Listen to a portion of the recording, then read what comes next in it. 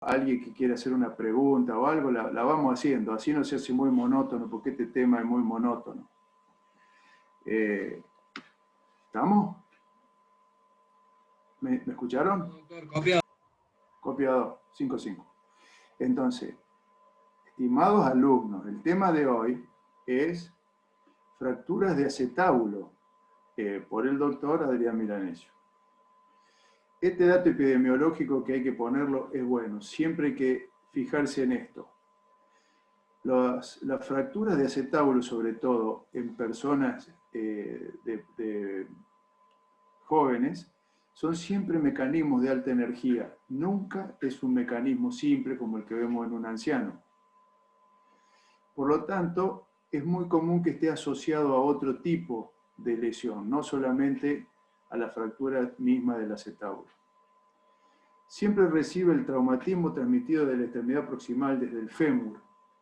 Es difícil que se fracture un acetábulo, se puede fracturar una pelvis por mecanismo indirecto, pero el acetábulo siempre va a recibir el traumatismo desde la dirección del fémur.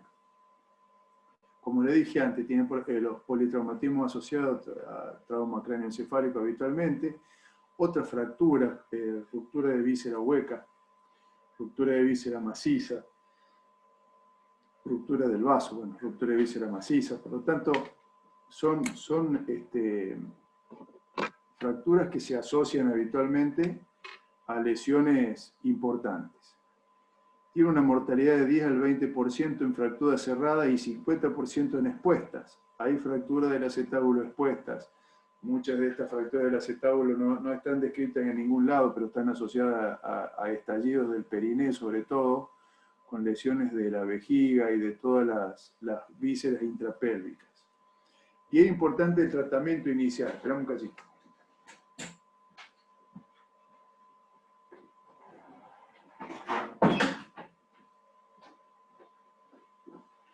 Es importante el tratamiento inicial porque es lo que le salva la vida al paciente. Habitualmente estos pacientes vienen con un sangrado importante y tienen lesiones de otros órganos, por lo tanto lo que se haga en el shock room es lo más importante del momento. Así que es importantísimo que se lo reciba y se lo trate como corresponde. Y si quieren después les cuento una anécdota que me pasó con una fractura de acetábulo con un paciente cuando yo era residente. Y esto también hay que acordarse de esto. Las fracturas del acetábulo pelviano abarcan de una lesión simple de la ceja posterior, que a veces hasta pueden pasar desapercibidas. O sea, el paciente viene caminando hasta una fractura grave de ambas columnas del ilíaco con desplazamiento intrapelviano de la cabeza femoral. Siempre tener en cuenta eso, ¿sí? Una fractura de acetábulo puede ser una tontería que necesita unos días de reposo, hasta una lesión que puede costarle la vida al paciente. Hay algunas cosas que yo las saqué de esta charla porque ya las dijo Cape muy bien el otro día, así que no tiene mucho sentido que yo siga dando vueltas sobre lo mismo. Anatómicamente hay que acordarse de esto. La pelvis está formada por 3 huesos. Habitualmente uno dice 2 huesos, no, son 3 porque dentro de la pelvis está el sacro. El sacro es como una cuña que hace las veces como de piedra angular entre los dos ilíacos y estabiliza la función de la pelvis. Fíjense que la pelvis en la región anterior tiene un disco intervertebral, tiene la sínfisis, que es lo mismo que un disco intervertebral. Por lo tanto, todos los impactos que vengan de abajo hacia arriba o de hacia arriba hacia abajo se ajustan en la pelvis a través del sacro y descargan energía hacia la sínfisis del pubis. Eso es bueno para cuando hablemos de fractura de pelvis para entenderlo. Y hay que acordarse que los huesos que forman la pelvis son los 3 huesos que ustedes ven en ortopedia pediátrica. El isquion, el ilion y el pubis, con la rama iliopúbica y isquiopúbica, ¿sí? Que el acetábulo tiene 3 partes, una parte que depende del isquion, una parte que depende del ilion, el techo, y una parte que depende del ilion, que es la pared anterior. El borde inferior no es articular, o sea, está el ligamento transverso del acetábulo, que es lo que queda del laudo en la parte inferior.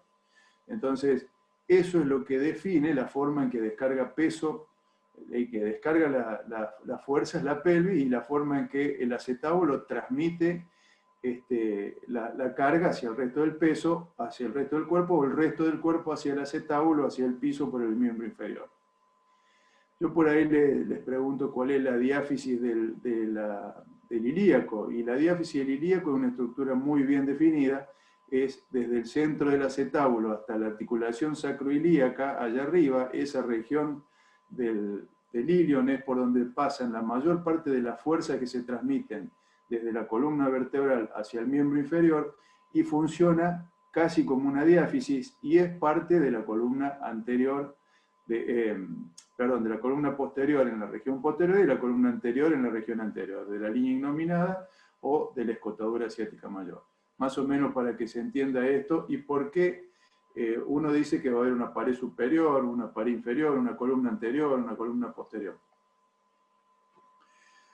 Si uno descompone la fuerza que pasan a través de la pelvis tiene la forma de una Y invertida. Si yo lo veo acá y saco la zona posterior del hueso ilíaco, puedo decir que la fuerza a través de la diáfisis de la pelvis va a pasar al acetábulo a través de una columna anterior y una columna posterior, que tienen inserciones musculares, que tienen la pared posterior del acetábulo, la pared anterior del acetábulo, y que es la forma en que se descargan las fuerzas. Y fíjense que desde la zona de la zona sacroilíaca hacia adelante tenemos bien marcada una línea de fuerza que vendría a ser la diáfisis del ilion, que es esta, ¿sí? Y cómo puede descargar la fuerza a través de la pared anterior y posterior del acetábulo. Como termina siendo el sacro una piedra angular, las fuerzas se transmiten hacia adelante, hacia el pubis, donde está el disco intervertebral que tiene la pelvis, que es la sínfisis del pubis, y se cierran a través de la rama iliopúbica ahí abajo,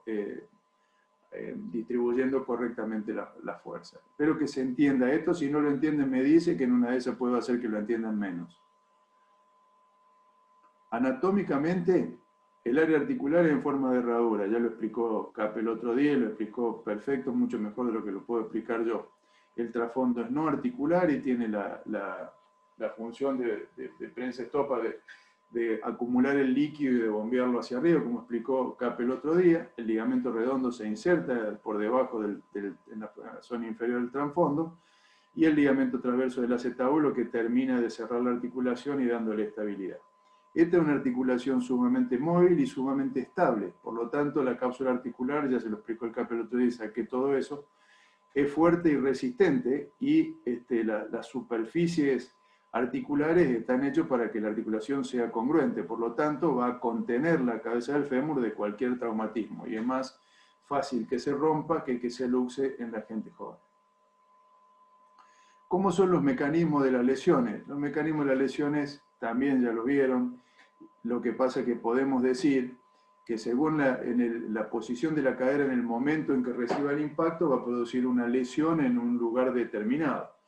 A grandes rasgos, porque por ahí uno ve una fractura de acetábulo con componentes de inestabilidad pelviana de un paciente que hizo un accidente en un auto, que salió despedido y que dio 50.000 vueltas y probablemente la descomposición de esa fuerza sea muy compleja, pero a grandes rasgos, la rotación interna de la cadera va a producir fracturas de la columna posterior.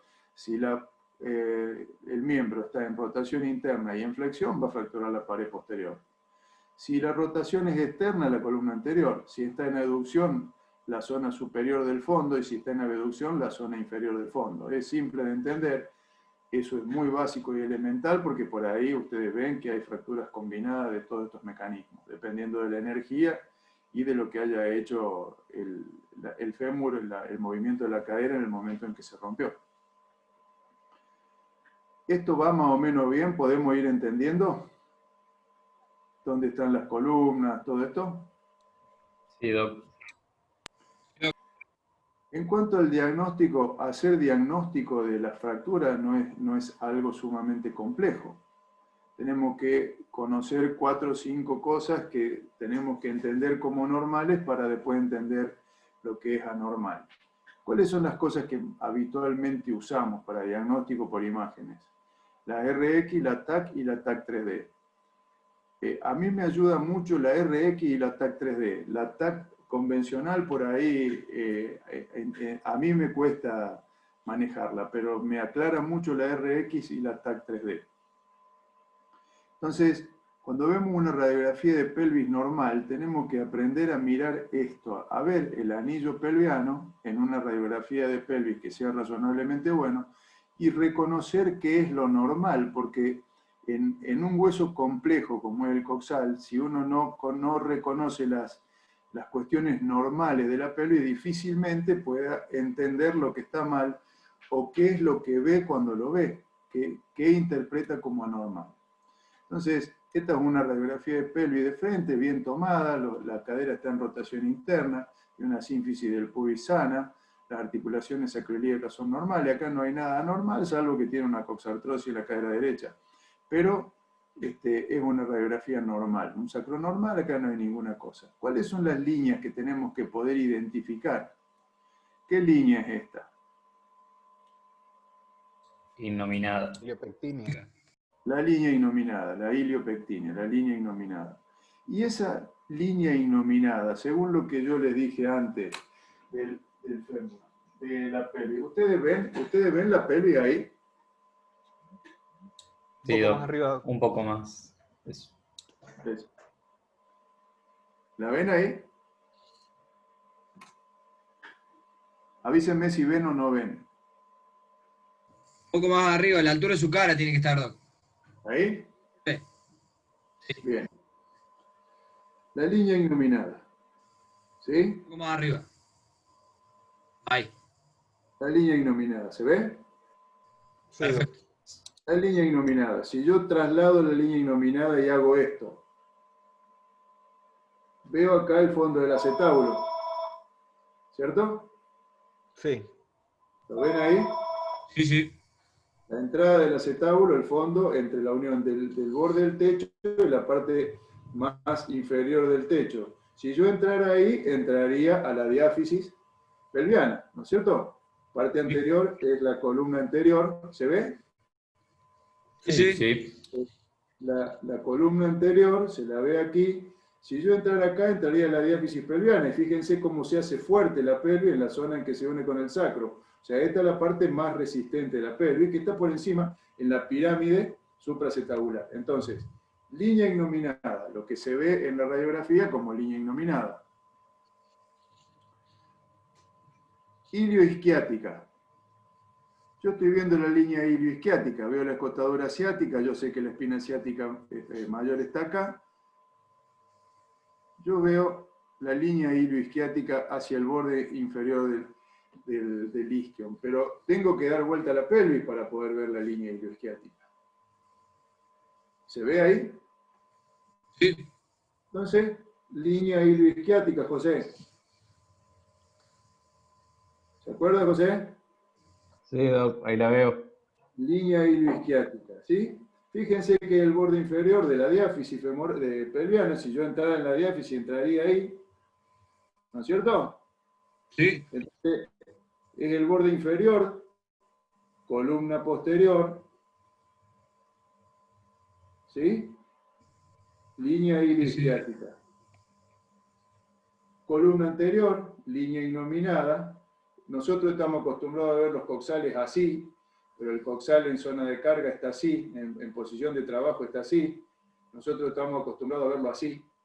Entonces, vamos a tener la columna anterior que transporta la Y hacia aquí, invertida, la columna posterior, transporte de fuerza de la Y posterior, que forman parte de la pared anterior del acetábulo y de la pared posterior del acetábulo.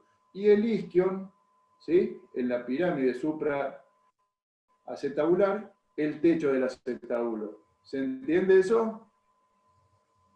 Sí, Doc.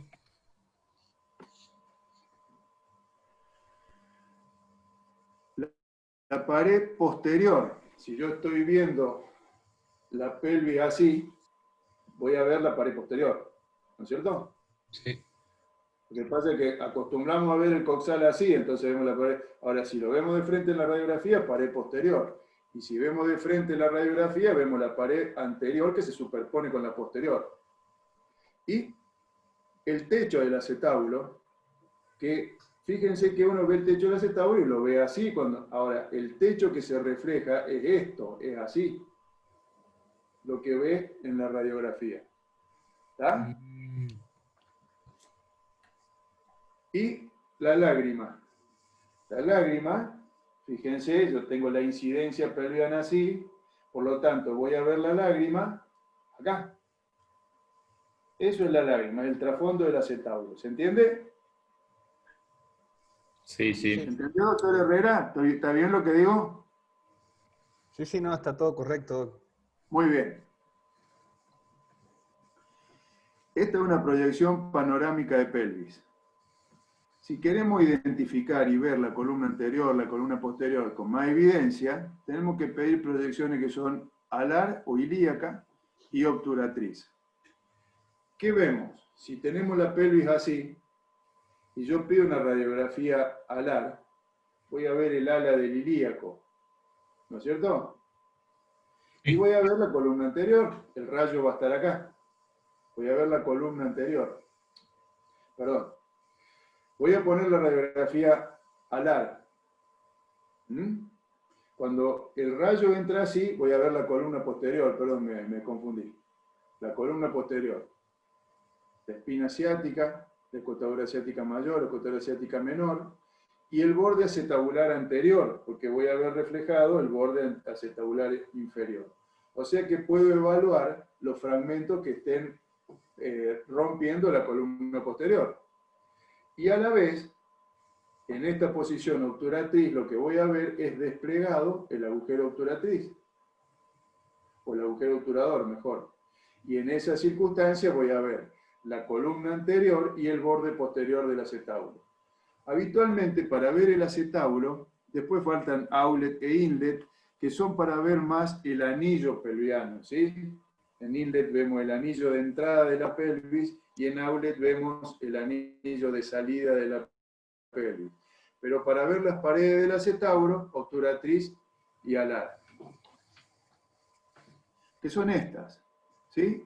Vemos el ala desplegada del ilíaco y vemos la escotadura ciática, la espina ciática, vemos el isquion de perfil, bien de frente, con la posibilidad de ver descargas de fuerza sobre el isquion, toda la columna posterior.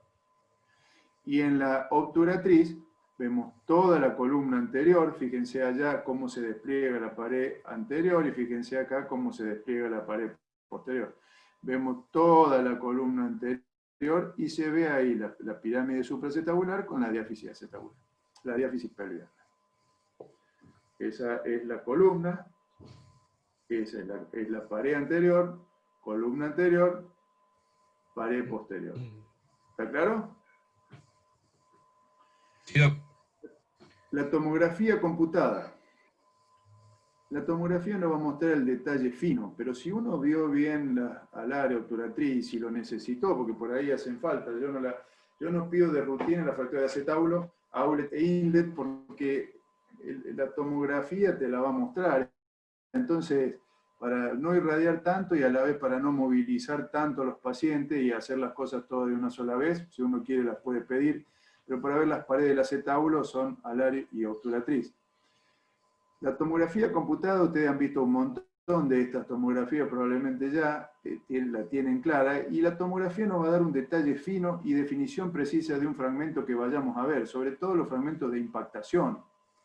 Y cuando hacemos correr los cortes, lo que te muestra la tomografía es si un fragmento de la pared posterior está impactado, por eso te cambia el pronóstico drásticamente de esa articulación y puede hacer que vos decidas que el paciente va a ser quirúrgico o no por la impactación que ves en ese momento. La luxación asociada a la luxación la vas a ver en una radiografía común, más probablemente.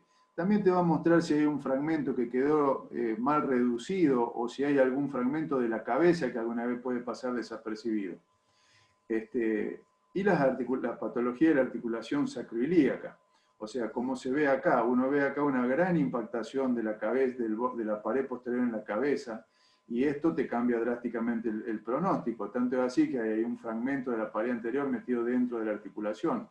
o estas columnas, estas fracturas transversas con columnas altas con minutas, en donde la fractura no solo es en T, sino que no hay ningún fragmento del acetábulo pegado al hilio, al hueso, al hilio. O estas acá, que son fracturas más bajas del acetábulo de la pared anterior y posterior simultáneamente. Esta es la misma tomografía anterior, donde vemos que la columna anterior alta está totalmente destruida, que está la fractura en T, pero tiene una proyección hacia arriba, como se ve acá, con fragmentos impactados. Esto cambia drásticamente el pronóstico de esa fractura. Pero la TAC 3D nos da estas imágenes en donde vos podés ver casi exactamente qué es lo que tenés que hacer, por dónde tenés que entrar, dónde se descargaron fuerzas dentro del acetábulo y cuál es y qué es exactamente lo que tenés que hacer en el momento en que lo vayas a reducir. Y te pueden medir bastante claramente también los desplazamientos que tenga. También se pueden hacer las tomografías con sustracción de la cabeza femoral, como es este caso, donde se ve claramente la fractura esta de toda la columna anterior, está totalmente separada la columna anterior de la columna posterior, y la columna posterior está separada del techo. O sea, esta es una fractura en donde los tres huesos están divididos, o sea, no hay fragmento del acetábulo pegados al hilio. Una vez que nos acostumbramos a ver estas cosas, podemos empezar a clasificar las fracturas. Esta es la clasificación más vieja y es la que a mí más me aclara las cosas. Es una clasificación que difícilmente uno se la acuerde de memoria, pero cuando la ve puede orientarse rápidamente a buscar lo que tiene que encontrar en los estudios que está viendo. Entonces, Judea-Le Tournelle es una clasificación vieja, pero que para mí es totalmente actual. Lo clasificó en tipos simples y en tipos complejos, con 5 casos distintos cada uno, que son patrones de fractura habituales. Después hay patrones más complejos que esto, porque puede haber combinaciones de los fragmentos en sí, pero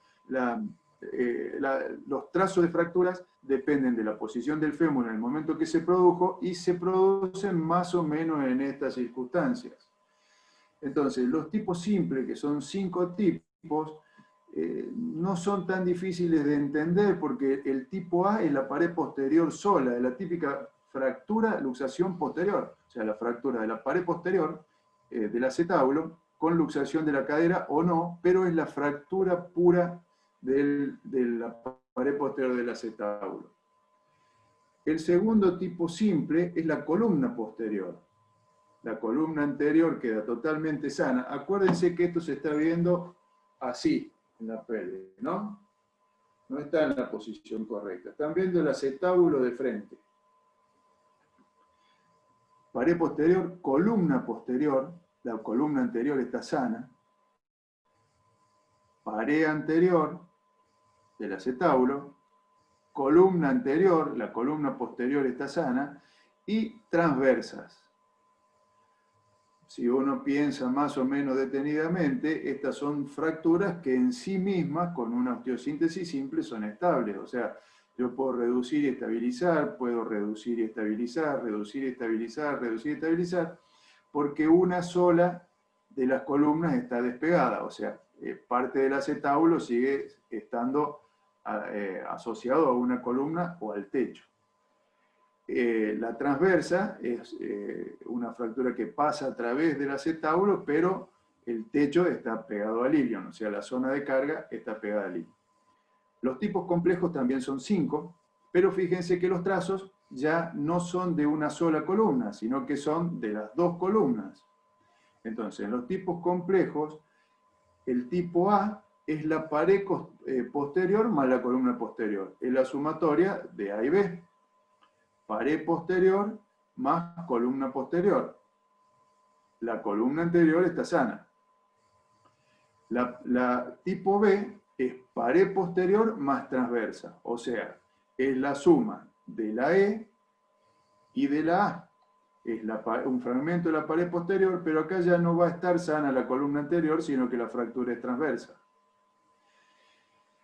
Las tipo C son fracturas hemitransversas de la columna anterior y la columna posterior, o sea, es esta más esta. Es una fractura que descargó hacia el agujero obturador, hacia las ramas, y tiene la columna anterior fracturada y la columna posterior fracturada. La tipo D es una fractura en T. ¿Y por qué no es esta en T? Porque se va por encima del acetábulo a fracturar la pared posterior arriba. Es una fractura que es totalmente inestable. Es esta, más esta, pero alta y con la descarga hacia abajo. Y la fractura tipo E son fracturas de ambas columnas, ¿sí? Fractura de la columna posterior, de la columna anterior, pero la columna anterior está dividida. Entonces, ningún fragmento del acetábulo está pegado al hueso, es un acetábulo flotante. ¿Se entiende? O sea, este es un fragmento de acetábulo, este es otro fragmento de acetábulo y este es otro fragmento de acetábulo que están separados completamente del ilion. En este caso, la fractura es parecida, pero el techo del acetábulo está pegado al ilion. Acá el techo del acetábulo no está pegado al ilion. ¿Se entiende esto? Doc, ¿Sí? ¿Lo expliqué bien? clarísimo. Después, esto es lo que yo uso habitualmente porque esto me orienta a mí y es una cuestión puramente personal.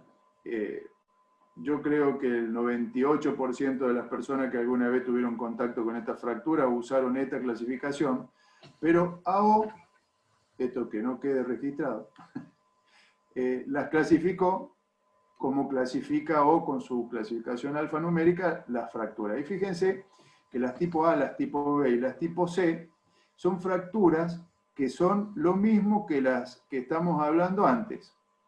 El acetábulo es 62, todos sabemos, la clasificación es 62. Los tipos son A, B o C, la A de una sola columna, la B son en T, la C son fracturas con acetábulos flotantes. Y los fracturan en subtipos. 1, 2, las clasifican subtipos 1, 2 y 3, y el subtipo le va a dar el valor pronóstico. O sea, el tipo A, B y C, vamos a ver qué tratamiento hacemos, o sea, nos va a orientar hacia lo que tenemos que buscar y hacer, y los subtipos van de menor complejidad a mayor complejidad y de mejor pronóstico a peor pronóstico. Entonces, las fracturas tipo A son fracturas que son 1, A1, A2 y A3, y a su vez se clasifican las A1, que son de la pared posterior, en subtipo A11, A12 y A13, como son siempre las clasificaciones AO. Entonces, el A11 es el fragmento simple posterior de la pared posterior. Es la fractura, digamos así, más simple, que probablemente son las de mejor pronóstico. Los A1-2 ya no tienen el mismo pronóstico porque tienen una conminución de la pared, pero no tiene impactación. Estos fragmentos no están impactados. El A1-3 es una impactación marginal. Y la impactación marginal es un factor de mal pronóstico, porque es muy difícil hacer que esa articulación vuelva a ser congruente. Y dependiendo del grado de impactación que tenga y de la desimpactación que uno tenga que hacer el fragmento, va a condicionar la estabilidad y por lo tanto, si condiciona la estabilidad, la congruencia articular, el pronóstico va a ser mucho peor que si no la tuviera. Los A2 son fracturas de la columna posterior. Eso para ir haciendo analogía con la clasificación de Jodet y Le Tourneur. Son de la columna posterior, que puede ser una columna posterior aislada, una columna posterior completa con descarga en el agujero, o sea, acá se fracturó la columna posterior, pero el agujero obturador está indemne. Esto ya es más inestable, el agujero obturador no está indemne. Y la pared la columna posterior y pared posterior, o sea, una sumatoria de los dos, pero fíjense que está conminuida, o sea, está rota la columna posterior, descarga, y además el fragmento de la pared posterior está suelto, está roto, está conminuido.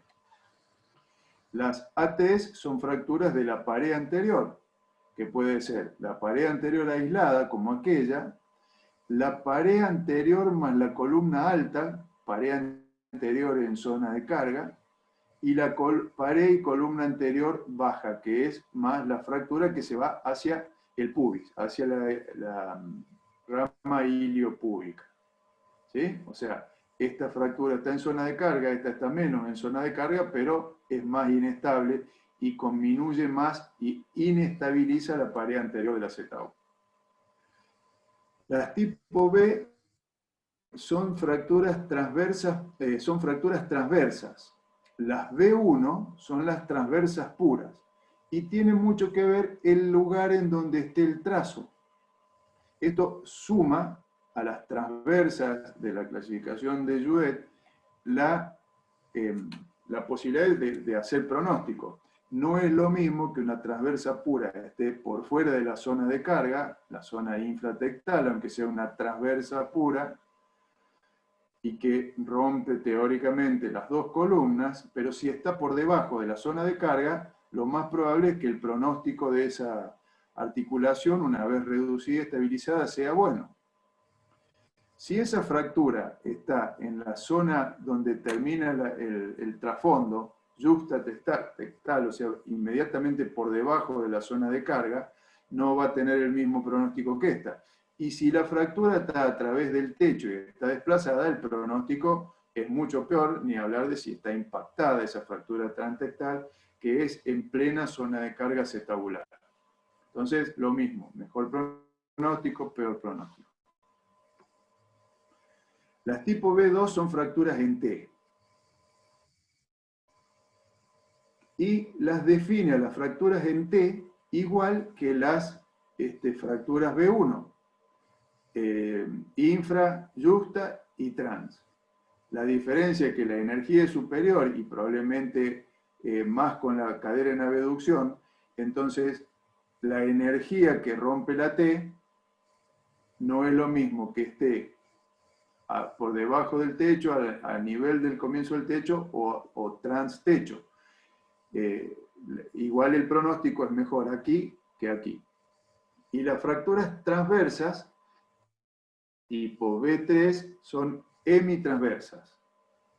Hemitransversa quiere decir que una sola de las columnas está rota. Entonces, la BU3-1 es una fractura de la pared anterior, baja, pared anterior, más la hemitransversa posterior, o sea, la columna posterior que se fracturó en hemitransversa. La columna anterior no está fracturada, tiene continuidad.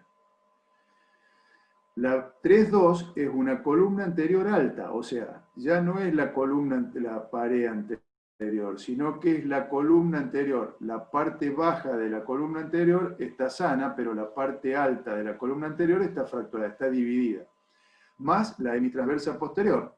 Y la 3-3 es la columna anterior baja, ¿sí? Ya no está partido hacia arriba, hacia la zona de carga, sino hacia la zona anterior del acetábulo. La pared anterior del acetábulo está acá, tiene dividida la rama isquiopúbica, ¿sí? El pubis está libre acá, la rama isquiopúbica está suelto este pedazo de la pared anterior, más la hemitransversa posterior.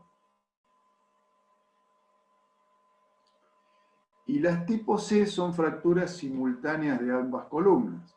Y no existe ninguna porción del techo unido al ilíaco. Esta es una buena imagen, ¿sí? Columna posterior, columna anterior, y no hay ningún fragmento del techo que esté unido al ilíaco. O sea, el acetábulo está flotante. Las C1 son columna anterior alta, que son fragmentos simples de ambas columnas.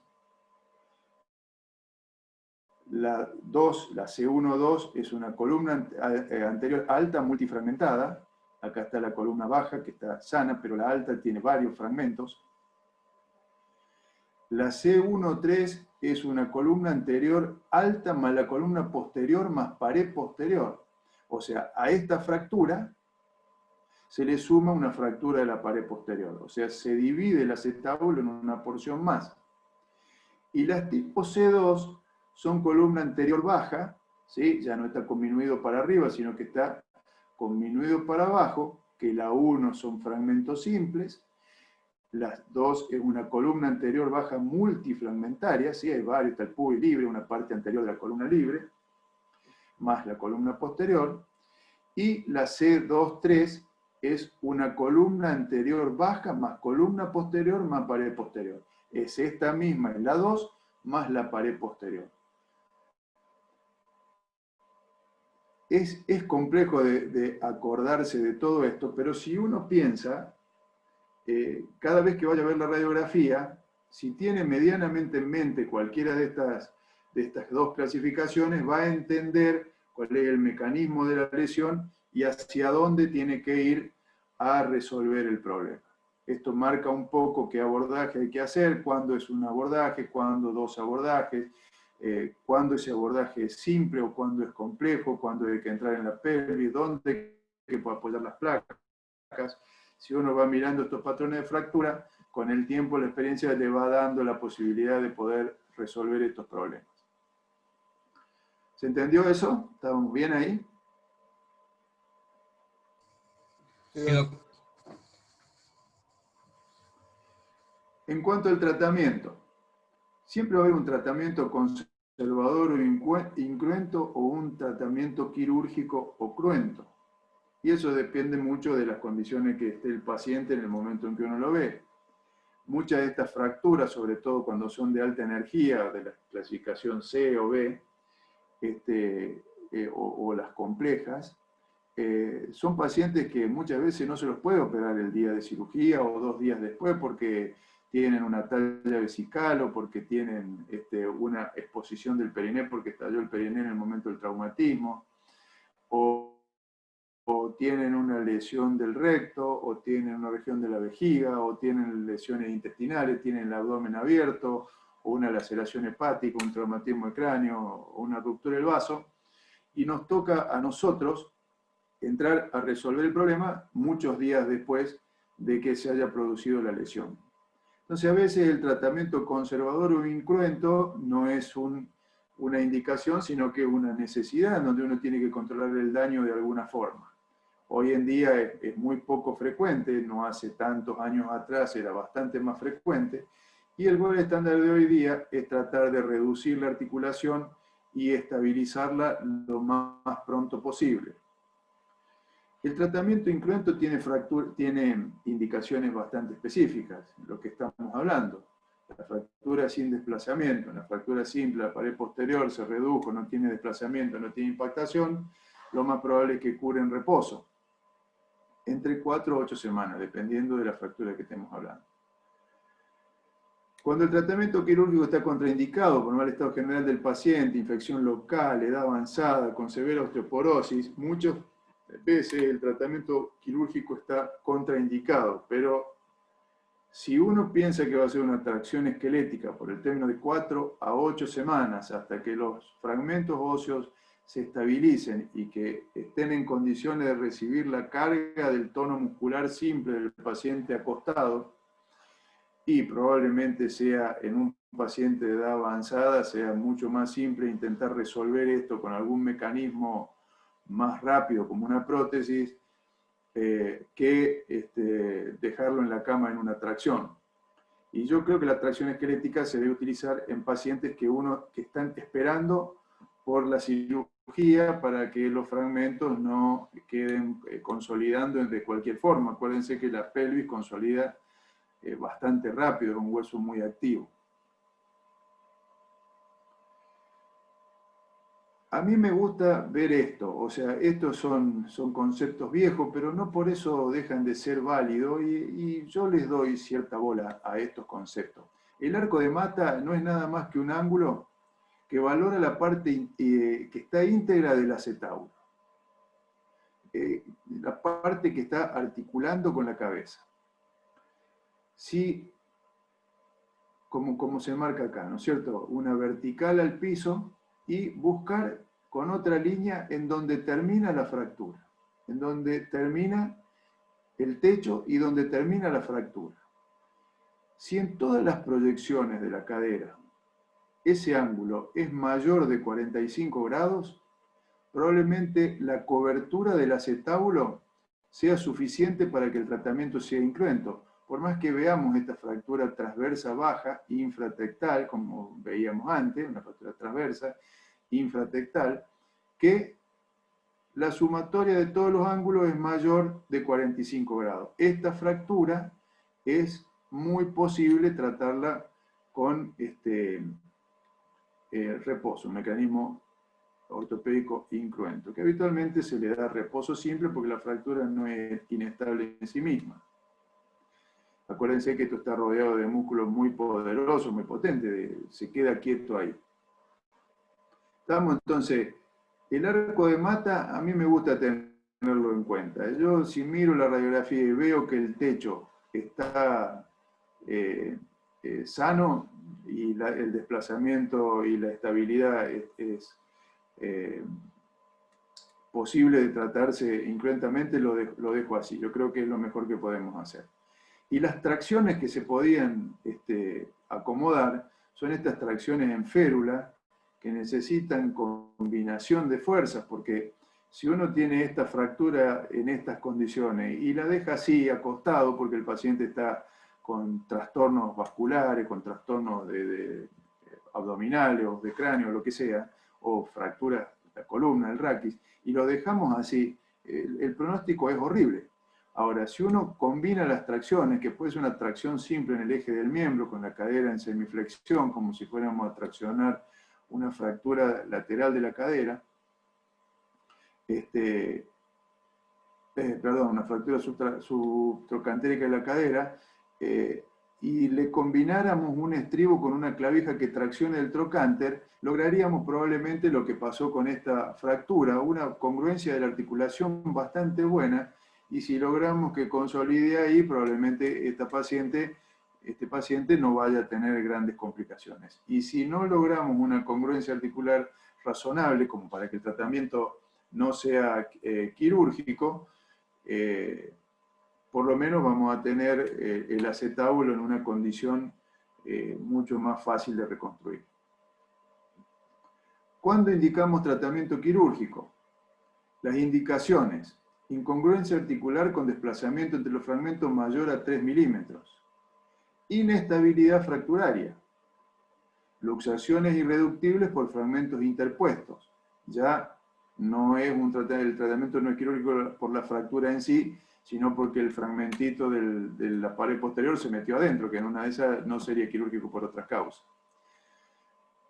Cuando todo esto está asociado a fracturas parcelares de la cabeza femoral y en fracturas abiertas, obviamente que si la fractura es expuesta, se la debe tratar quirúrgicamente.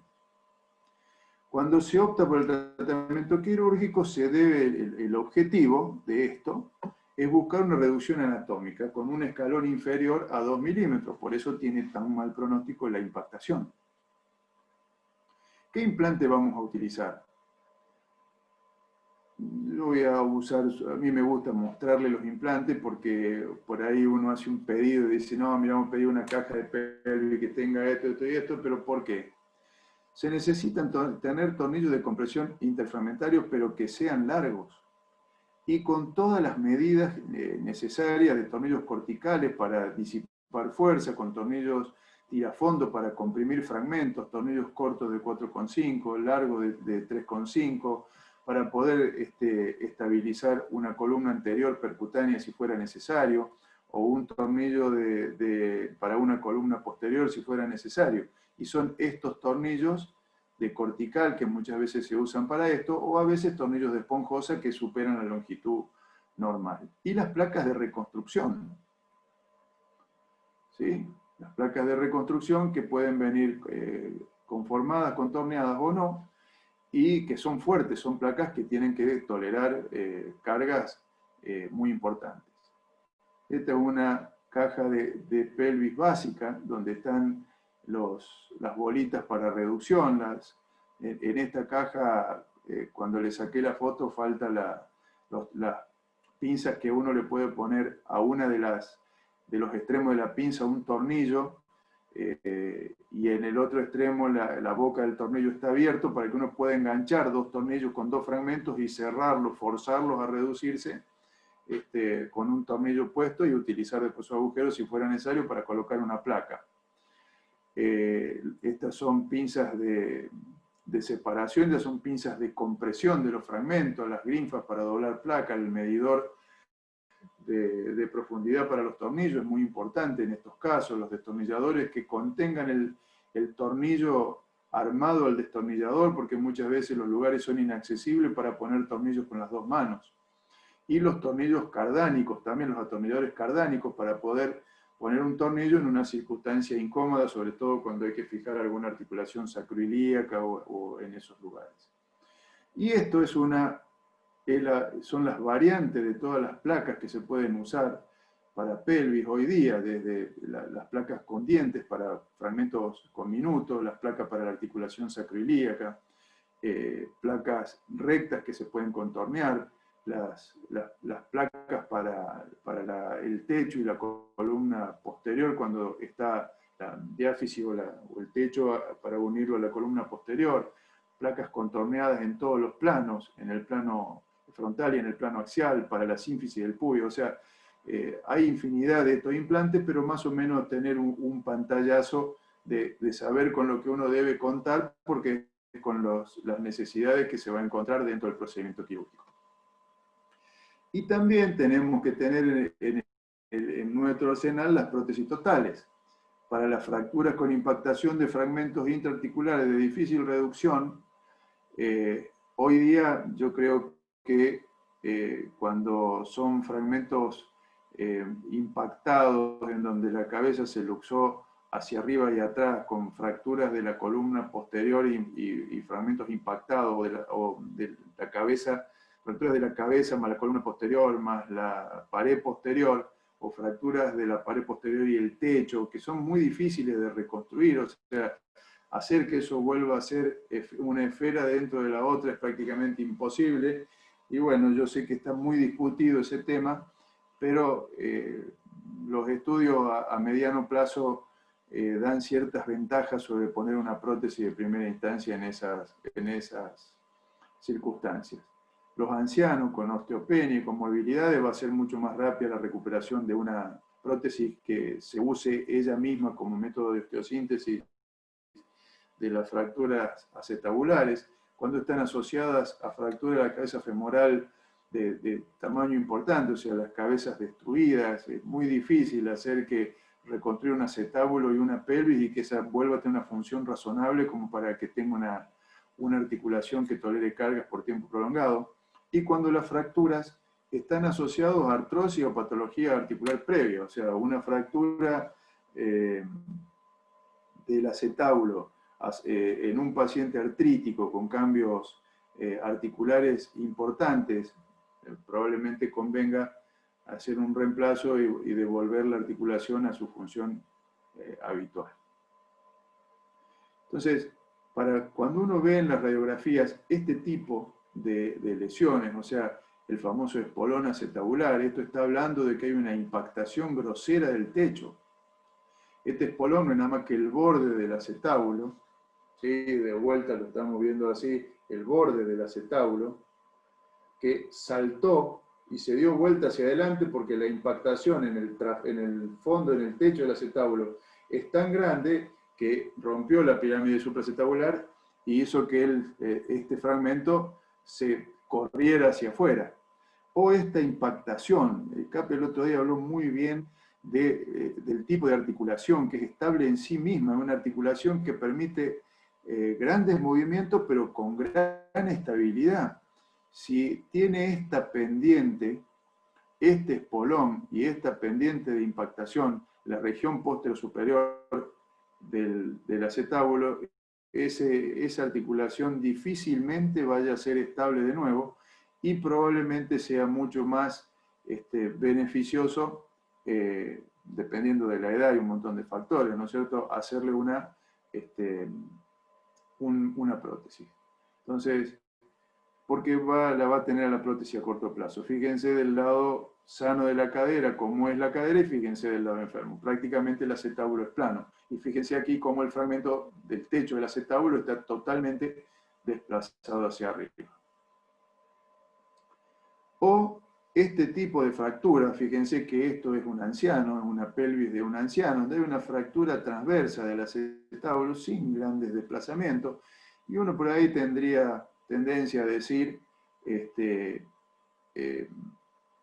lo puedo reconstruir y probablemente ande muy bien, pero lo que voy a reconstruir va a ser la fractura transversa del acetábulo, que se ve la descarga que hay hacia ahí atrás, pero si no tenemos en cuenta esto, que es la imagen, el ala de gaviota, nos va a ir muy mal, porque lo que está pasando es que la superficie articular de la cadera era esta y se debería continuar aquí, pero tenemos un fragmento del techo del acetábulo allá, por lo tanto, lograr que esa articulación vuelva a ser congruente y estable es prácticamente imposible. ¿Por qué? Porque está impactado el techo en la región postero superior, hacia adentro de la pelvis, y esa es la típica imagen, el ala de gaviota, que es de indicación casi exclusiva para una artroplastía, sobre todo en pacientes mayores como este. Cuando tengamos que resolver estos problemas, ¿qué abordaje vamos a utilizar? El otro día discutíamos, muy linda la discusión sobre todos los abordajes, pero hay que conocerlos y para qué sirven, y cuándo utilizar dos abordajes en caso de que sea necesario. Entonces, el abordaje iliofemoral, ¿cuándo lo vamos a usar? ¿Qué podemos ver con un abordaje iliofemoral? Habitualmente son fracturas de la columna anterior, pero no la columna anterior más baja, sino la columna anterior más alta. Fracturas proximales a la eminencia iliopectínea, o sea, ¿por qué? Y porque este abordaje iliofemoral no nos permite llegar hasta la sínfisis del pubis. Entonces, nos va a mostrar esta parte interna de la pelvis, o sea, yo voy a hacer un abordaje que va a empezar acá, iliofemoral, que lo puedo extender hacia el fémur. Si necesito ver parte del fémur, lo voy a poder ver, voy a poder entrar a esta zona, pero básicamente voy a poder ver hasta esta zona. ¿Se ve ahí? Voy a poder ver esta parte, hasta aquí. Esa es más o menos la incisión, que se puede prolongar hacia abajo para ver inclusive una fractura del cuello asociada, pero solamente voy a poder ver la parte de la columna anterior alta.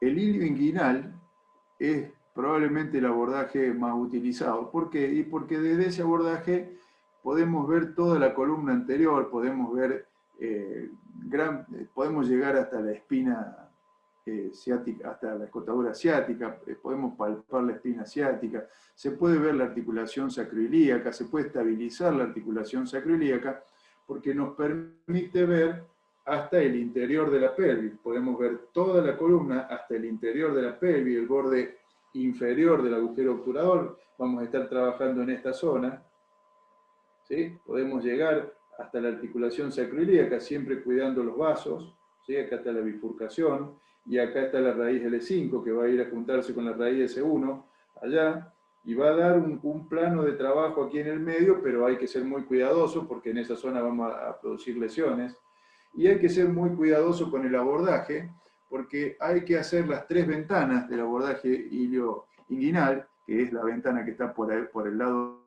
lateral del psoas, entre el psoas y los grandes vasos, y entre los grandes vasos y el cordón espermático.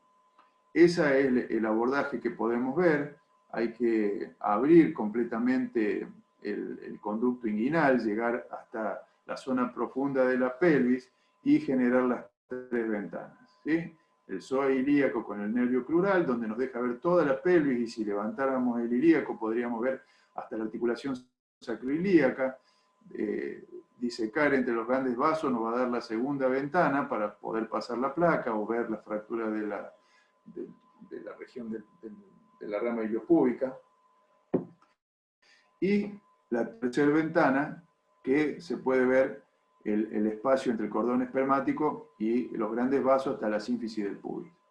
No es un abordaje simple, hay que estar habituado a hacerlo, tiene complicaciones por el cierre indebido de la pared abdominal y muchas veces alguna hernia remanente. No es fácil abordar estos pacientes si son obesos o si tienen hernias inguinales previas, hay que ser cuidadoso con eso también, pero no es imposible, se puede hacer.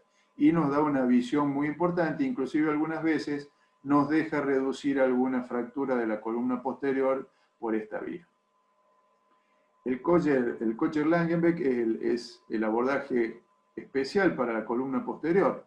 O sea, este es el abordaje que se usa para hacer un reemplazo de cadera por vía posterior, donde uno puede llegar a ver hasta la columna posterior de una forma importante, como se ve aquí, prácticamente hasta la cresta de inserción del glúteo medio. O sea, se puede ver gran parte o toda la columna posterior extendiendo correctamente el abordaje.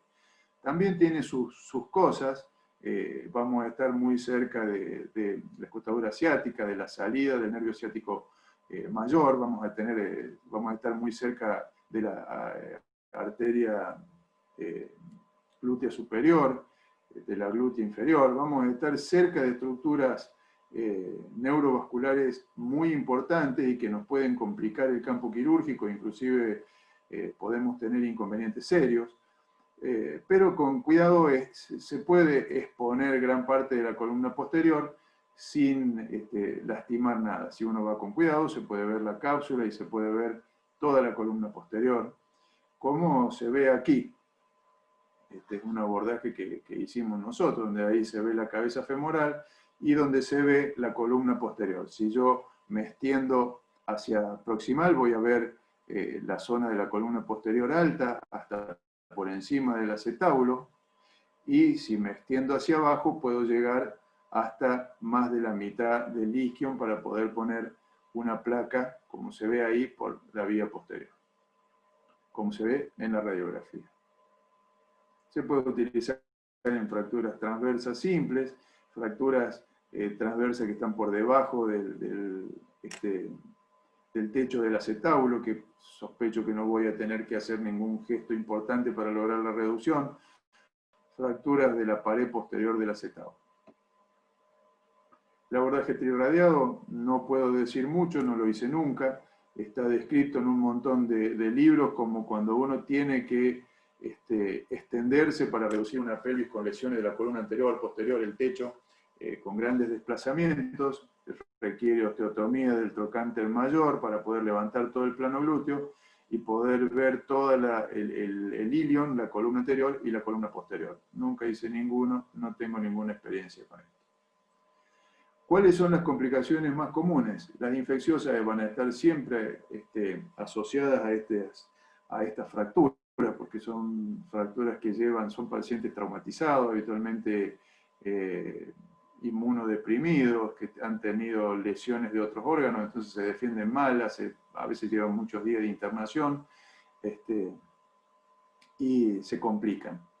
Los trastornos articulares posteriores a la fractura intraarticular, la artrosis, las calcificaciones periarticulares, que se pueden tratar con endometacina y radioterapia, pero existen, tienen grandes traumatismos musculares, ya la fractura como los abordajes mismos. Los neurológicos, los tromboembólicos, los neurológicos y los vasculares, y las debilidades musculares que pueden dejar por las grandes desinserciones, grandes movilizaciones musculares, que por más que uno sea prolijo, pero la contusión, la compresión, el desplazamiento de los nervios, rompe mucho las estructuras musculares y quedan debilidades que a veces son difíciles de recuperar. Entonces, ¿estamos hasta ahí? Sí, doc. ¿Alguna cosa que querramos, que quieran ver, alguna pregunta me refiero?